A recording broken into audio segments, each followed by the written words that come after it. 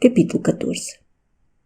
Jorge, que ultimamente era menos assíduo em casa de Tomé, sem que este pudesse atinar com a razão do fato, recebeu, na tarde daquele mesmo dia, um bilhete do fazendeiro pedindo-lhe que o procurasse na herdade às horas do costume. Jorge não faltou. Tomé da Póvoa recebeu-o com modos menos desenleados do que os que lhe eram habituais e, com ares de misteriosa preocupação, conduziu-o a um gabinete mais retirado da casa, cerrando a porta depois que entraram com excepcional cuidado. Jorge seguia-lhe com estranheza aos movimentos. Tomé, com um gesto denunciador do esforço que naquele movimento fazia sobre si próprio, entrou no assunto com visível repugnância. «Senhor Jorge», principiou ele, «sei que é meu amigo e que tem o juízo e a prudência de um homem feito, apesar de novo como é. Por isso vou falar-lhe com a franqueza de um homem de bem e de um amigo. Nem o Tomé sabe conversar de outra maneira. Diga!» «Pois bem, a coisa é esta. Eu antes queria não falar nisto, mas, enfim, se o negócio há de ir a mais e suceder por aí alguma desgraça, enfim, a tempo é que é evitar o mal. Quanto ao depois... Mas de que se trata?» «Senhor Jorge, é um pai que lhe fala. Tenho uma filha e, enfim, preciso de vigiar por ela enquanto não tem marido que a zele e proteja. Não é verdade?» Jorge não pôde ouvir sem se perturbar estas palavras e, interiormente inquieto, sem bem saber porquê, murmurou. «De certo, mas... Ora bem, o Sr. Jorge é rapaz sisudo e pacato, mas, enfim, sempre há de saber o que são 18, 19 ou 20 anos, hein? Pode-se ter o juízo muito claro, ver as coisas como elas são, mas isto de sangue novo parece que ferve e depois é como uma doença e como uma febre. A cabeça desarranja-se e não há conselhos que a consertem. Pois não é assim?» Jorge corou, ouvindo estas considerações de Tomé que lhe pareciam dirigidas. Olhou para ele com desconfiança e respondeu confusamente. «Talvez seja, porém...» «Ora então, segue-se que o melhor é livrar-se a gente de trabalhos e fugir das ocasiões, para que depois se não diga: ai, porque se eu soubesse... Ai, porque o que eu devia ter feito era... Entende-me?» «Entendo, Tomé, mas afinal a que quer chegar?» interrogou Jorge cada vez mais sobressaltado. «Ora, eu lhe digo, a minha Berta é uma rapariga de juízo.» A confusão de Jorge redobrou. O rosto tingiu-se-lhe de rubor, em que Tomé não reparou. «É», prosseguiu o fazendeiro, «tenho a certeza disso, mas é rapariga e, enfim, teve uma educação bem bonitinha. E Deus me perdoe se fiz mal em lhe dar. Ora eu, que tanto quanto seja um rústico, sei o valor que tem em certas coisas e que quem se acostumar a elas, com elas sonha. Isso é que é verdade. E nem eu me admirava de que a pequena tivesse sua inclinação para rapazes de cidade. Era natural, já digo. Mas aqui não vêm eles. Os da terra são assim meios, enfim, rapazes da lavoura, como eu fui. Muito bons para raparigas como era a minha Luísa. Ora, agora o que por aí há são, e perdoou dizer-me isto, uns fidalguinhos que não têm que fazer e que passam o seu tempo a inquietar as raparigas da terra. Desses é que eu tenho medo. E se quer que lhe fale a verdade, cá em relação à minha pequena, há um sobre todos de que eu muito me receio.» «Quem é?», perguntou Jorge, ainda não senhor de si. Tomé hesitou por algum tempo, mas afinal, como tomando uma resolução, respondeu. «É seu irmão Maurício.» «Maurício?» repetiu Jorge, contraindo a fronte. «Pois acaso tem ele dado já motivos para suspeitar?» «Poucos. Isto em mim é mais medo do que outra coisa. Hoje, porém, já me não agradou o que ele fez.» E Tomé narrou a Jorge a cena da manhã, acrescentando. «Ora, dos do cruzeiro, não tenho medo. Berta conheceu-os e é o que basta para ficar livre de perigo. Mas com o Sr. Maurício já não é assim. Apesar das suas doidices, não se pode deixar de gostar do rapaz, porque o fundo é bom e generoso. E depois, conhecem-se há muito. E ele é estouvado e um rapaz bonito. E ela tem 18 anos. Enfim, Sr. Jorge, isto anda-me cá a pesar. E por isso pedia-lhe que visse se obrigava o seu irmão a deixar-me em paz a rapariga, porque nada de bom pode resultar daqui.» Jorge sentia-se apertar-se-lhe o coração ao ouvir aquela confidência. Era, pois, certo que Berta amava já Maurício. Tomé, respondeu ele sem trair a sua agitação. Sossegue, eu falarei a Maurício. Não creio que ele fizesse com intenção o que me diz. Mas, em todo o caso, concordo em que é preciso evitar a tempo piores ocorrências. Faço justiça à Berta, mas quero que meu irmão seja o primeiro a respeitá-la. Eu lhe falarei, creia. Muito bem, respondeu Tomé apertando-lhe a mão. Eu estava certo de que me daria essa mesma resposta. Jorge acrescentou. Demais, Maurício pouco se demorará por aqui. Espero que em breve parta para Lisboa. Bom será. Talento tem ele para poder aproveitar na vida e aqui o que há dele fazer. Depois a companhia daqueles primos. Jorge separou-se de Tomé sem que se ocupasse naquela noite do assunto habitual das suas conferências. Ao sair, mais cedo do que o costume, atravessou uma sala onde Berta costurava à luz de um candeeiro. Ao vê-lo passar, Berta estendeu familiarmente a mão, dizendo com um sorriso afetuoso. Retira-se muito cedo hoje. Durou pouca lição. Às vezes é quando mais se aprende, respondeu-lhe Jorge com mal disfarçada ironia. E até quando? Prosseguiu Berta, parecendo não atentar no sentido da resposta. Há já bastante tempo que não o víamos.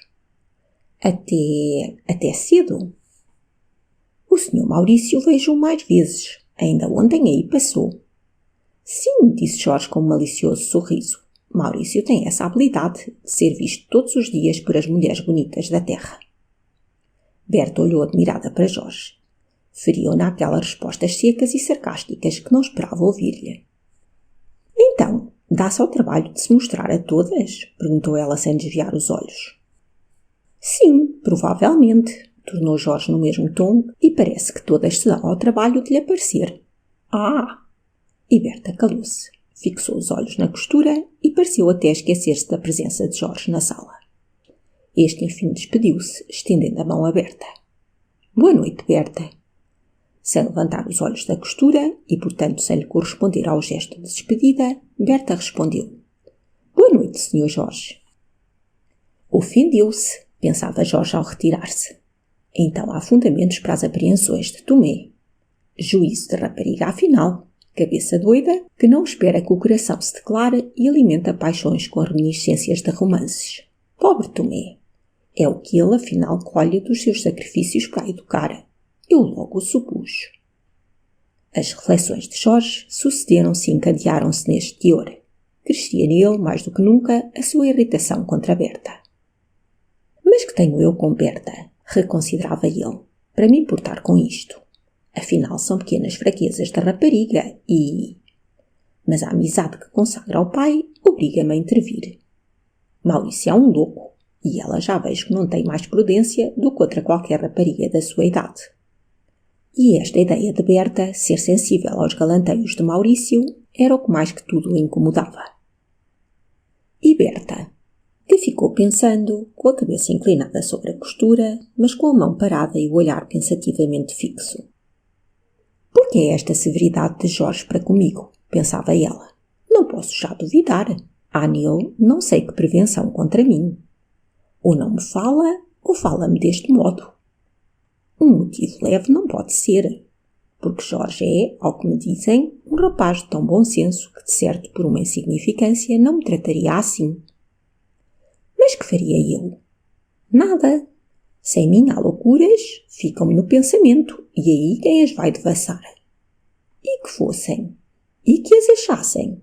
Eu podia dizer-lhes, sim, estão aí, mas eu bem sei que estão, e aí mesmo as sufoco e venço. Não sou responsável perante ninguém do que se passa em mim só. Entre mim e Deus é que essas coisas se julgam. Quando me revelar, quando me trair, que me peçam contas então. A que vêm estas severidades? Que fiz eu para este generoso rapaz? Imaginará ele que o galanteio de Maurício me terá fascinado. É um caráter tão sério que talvez por isso me condene. Fascinar-me? Maurício! Ao princípio, talvez. Agora, porém, vejo que se vão desvanecendo estas fantasias de criança, nascidas e robustecidas nas minhas horas de solidão no colégio, e que senti alvoraçarem-se ao chegar aqui e ao vê-lo. Maurício não é o caráter de que eu me posso recear, e ainda bem. Mas Jorge, por que me quererá mal? Lembra-me que meu pai me disse que, se ele não fosse meu amigo, não me dizia que eu era. E ele ainda me não disse. Estas reflexões foram interrompidas pela entrada de Tomé, que, satisfeito com a promessa de Jorge, já não sentia nuvens a escurecer-lhe o pensamento. Jorge chegou a casa antes do irmão. Era noite de luar, tépida noite de outono, lânguida e serena, como a podem desejar os mais exaltados devaneidores. Havia uma limpidez no céu, uma quietação nos bosques tão completa que parecia que a natureza toda parara em suspensão a contemplar o solene progresso da lua pelo firmamento, que inundava de luz. Era uma destas noites em que só a custo se troca o ar livre dos campos pelo ar confinado do gabinete, em que se hesita ao cerrar as janelas aos raios da lua que invadem a sala, para os substituir pela luz vacilante da lâmpada que alumia as vigílias do estudo. O próprio Jorge, habituado como estava ao trabalho, cedeu às seduções daquela noite e deixou-se ficar sob as árvores da quinta. O peito precisava de ar livre que o desoprimisse. Os carvalhos e os castanheiros seculares temperavam a claridade da lua, coando-a através da folhagem de que o inverno nos não despira ainda. Uma luz misteriosamente discreta penetrava no bosque. Raros sons interrompiam aquele silêncio, além do rumor longínquo e monótono das fontes e cascatas. O pensamento de Jorge perdera a placidez habitual. Como que despertavam nele os instintos da juventude, povoando-lhe de visões o campo da fantasia, de ordinário ocupado por mais severas imagens.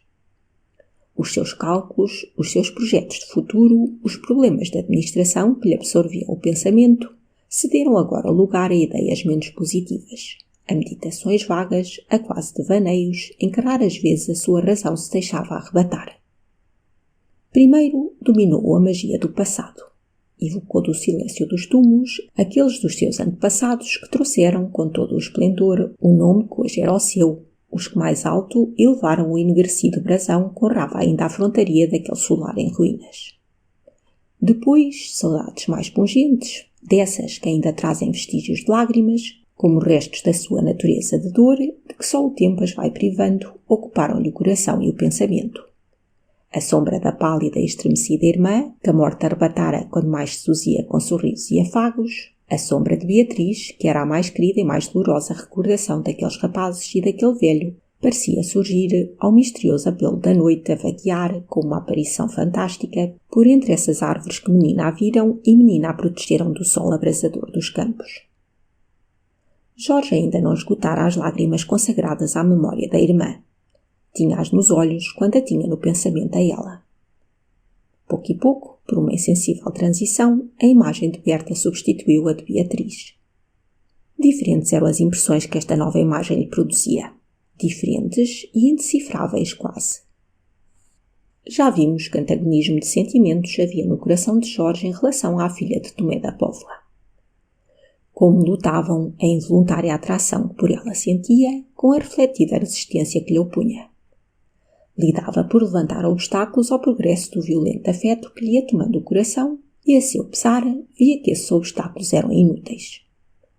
Inventava defeitos que lhe desprestigiassem o caráter de Berta, acusava-a de vícios de educação que ainda lhe não reconhecera, fingia-se convencido da leviandade daquela pobre rapariga e, com toda a austeridade do seu caráter sisudo, lavrava contra ela a sentença condenatória. Mas no fim de tudo isto, achava-se cada vez mais subjugado. Revoltava-se de balda a consciência contra esta fraqueza. Em vão revelava com maneira rude e quase hostis para com Berta este desgosto de si mesmo que estava experimentando. O efeito era cada vez mais pronunciado. O que tinha acabado de ouvir a Tomé aumentara-lhe aquela inquieta luta de espírito. A ideia de inclinação recíproca de Berta e de Maurício irritava-o e afligia-o. Não eram as consequências do fato que o assustavam. Jorge não acreditava na sinceridade das afeições de Maurício. Sabia quanto elas eram fugazes e estava convencido de que a próxima partida do irmão bastaria para desvanecer essa paixão nascente. E, contudo, não lhe saía do pensamento aquilo. Torturava-o aquela ideia, não lhe permitia repouso. A consciência de Jorge aventurava, muito a medo, a vaga explicação deste enigma psicológico que se estava passando nele, mas Jorge recusava-se dar atenção àquela voz. Há casos assim, em que nem connosco somos sinceros, em que se faz mais evidente do que nunca esta espécie de dualidade unificada em todo o indivíduo, porque guardamos discretamente de nós um segredo nosso e lutamos connosco em oposição declarada. A domínios tão íntimos da consciência, seria porém irreverente levar a luz da análise. Aguardemos que a ulterior evolução de afetos melhor nos revele o segredo que ia no coração de Jorge. Era já noite avançada quando chegou aos ouvidos do pensativo rapaz o ruído de uma porta que se abria. Pouco depois passava Maurício pela extrema do bosque, cantando distraidamente. Além, naquela avenida de plátanos e salgueiros, foi quem teus beijos primeiros bebia a primeira vida. A luz do luar batia-lhe em cheio na figura e não o deixava passar incógnito. Jorge, reconhecendo-o, chamou-o em voz alta. Maurício parou surpreendido. Quem me chama? Sou eu. Tu, Jorge? Sim, pois quem havia de ser? Maurício caminhou ao encontro do irmão. Transportas-me de surpresa em surpresa. Uns dias a seguir da janela do teu quarto o caminho das nuvens. Outros a errar à meia-noite por entre as sombras dos bosques. Em que havia de dar a aritmética. Cheguei há pouco, abafava lá dentro. Vim para aqui esperar-te, porque desejava conversar contigo. O tom é grave e sério. É de crer que o assunto corresponda.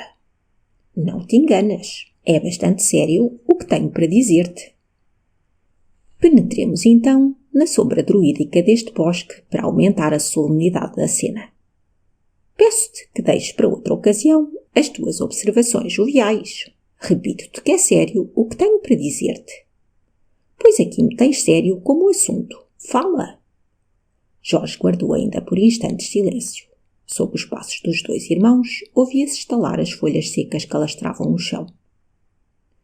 Maurício, principiou Jorge afinal, Tomé procurou-me hoje para fazer-me um pedido. Atalhou Maurício com um meio sorriso. Não me enganei, previ logo que se tratava disso. De quê? Fizeram-te queixa de mim, não é verdade? Pintaram-me como um lobo voraz, rodando e assaltando o curral da tenra ovelhinha, criada com tanto mimo e recato. E tu, na tua inexperiente imaginação de rapaz sério, viste logo um drama pavoroso em tudo isso e distribuíste-me nele o papel de tirano. Confessa que tudo isto é verdade. E estimaria bem que não fosse. É o que eu digo. Olha, Jorge, eu sou mais novo do que tu, mas, vivendo mais da vida comum da sociedade, não estou tão sujeito a ver as coisas sob o colorido particular do prisma, através do qual as veem os que, como tu, trazem quase sempre o pensamento tomado por altas e abstratas especulações. Com a maior franqueza te confesso que Berta me agrada, que todos os dias procuro vê-la, que se lhe falo, não perco tempo a dizer-lhe que o ano vai bom para as colheitas ou que ontem esteve mais calor do que hoje. Não tenho razões para supor que as minhas visitas a importunem. Esta é que é a verdade. Mas daqui a realizar o tipo de Lovelace ou Dom João Tenório, incumbindo a ela a parte de Clarice ou de Elvira, vai muita distância. Estas coisas, se tu não andasses tão aliado dos negócios terrenos, devias saber que são da prática comum, em qualquer parte onde se encontra uma rapariga bonita e um rapaz que se preza de saber apreciar o belo. Ora, agora vê lá se há motivo para o terror trágico que te infundiram. Não é terror trágico, é desgosto. Eu bem sei que são usuais esses galanteios que dizes, essas falsas ostentações de amor com as quais se profana e desprestigia tudo quanto há de mais santo e respeitável no coração do homem. Às vezes sucede, é verdade, que uma das partes interessadas, talvez por andar aliada dos negócios terrenos, como dizes, entra com a alma nessas comédias sociais e, quando a cena finda, muito a bel prazer do outro ator e sob os aplausos dos espectadores que riem, essa alma sente-se ferida de um golpe mortal. As ilusões da mocidade, o suave perfume de um afeto virginal, as primícias de um amor casto, tudo se desvanece nestas profanações, e não sei que haja espírito tão leviano que ouse tentar a representação destas comédias ridículas e ao mesmo tempo perversas em uma pessoa a quem se deve afeições leais e respeitos. Mas, em uma palavra, Berta é filha de um homem honrado, Berta era amiga e a companheira de Beatriz e muitas vezes sentou connosco à mesa, a que presidia a nossa mãe, que a abençoava como nos abençoava a nós. Não te lembras disso? Lembro, e por isso mesmo a amo. Não te disse que havia entre nós recordações de infância?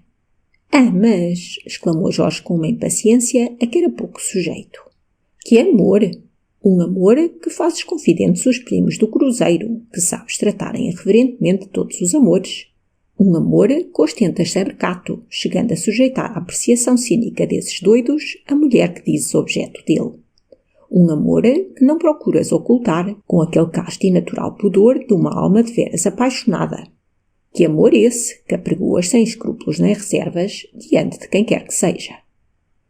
Mas como imaginas tu então que se ama quando se ama de veras? O sistema de publicidade aplicado às paixões não será antes uma garantia da boa natureza delas? Como se nem tivesse escutado estas palavras, Jorge, acelerando um tanto a rapidez dos seus passos, prosseguiu com exaltação crescente. Nunca amei. Nunca senti por uma mulher uma dessas paixões únicas, dominadoras, exclusivas, a que se sacrifica tudo. Mas às vezes tenho pensado nisto e julgo haver concebido o que seria para mim o amor se o sentisse. Se eu um dia amasse, parece-me que procuraria esconder de todos os olhos essa paixão. Desejaria que ninguém me suspeitasse nem por uma palavra, nem por um gesto, nem por um olhar. Ouvir estranhos falar sequer na mulher que eu amasse ferir-me-ia como uma profanação. Não escolheria confidentes, a ninguém revelaria segredo da minha alma. A mais alta, a mais casta voluptuosidade que me produziria este amor seria o poder dizer, quando estivesse só, ninguém no mundo sabe, ninguém suspeita este mistério do meu coração senão ela. Para ela só, para essa mulher que eu amasse, quereria reservar todas as manifestações dos meus sentimentos, as mais sérias e as mais pueris pertenciam-lhe, e permitir que outros as percebessem era profanar o culto. Só com ela, sim, todas as reservas acabavam. Então, no gesto, na palavra, no olhar, revelaria inteira a minha alma, sem mistério nem descrição. Aspiraria assim, nesses instantes, todo o suave e delicado perfume do amor. Que o mundo, ao ver-me frio e concentrado, pensasse: aí está um homem de gelo, este não sabe amar. E que ela só pudesse dizer: oh, eu é que sei de que extremos é capaz aquele amor que ninguém suspeita. Maurício estava maravilhado de ouvir Jorge, que parecia dominado por uma excitação nervosa, ao falar assim, mais para si do que para o irmão. Tais expansões eram raras em Jorge, e esta era a mais veemente e completa que o irmão presenciara. É singular, notou Maurício. Nesta vida tropeça-se a cada passo em uma maravilha.